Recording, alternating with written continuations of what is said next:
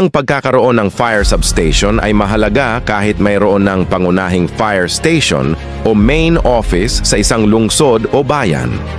Ang main fire station ang nagsisilbing sentro ng operasyon kung saan nakalagay ang mas maraming tauhan, kagamitan at fire trucks na ginagamit para sa malalaking insidente at koordinasyon.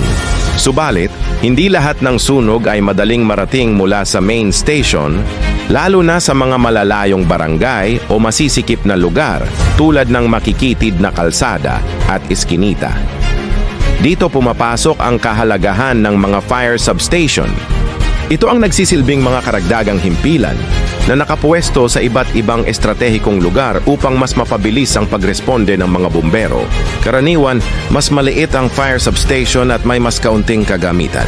Ngunit sapat ito upang maagap na makapagsimula ng supresyon habang papalapit pa lamang ang reinforcement mula sa main station.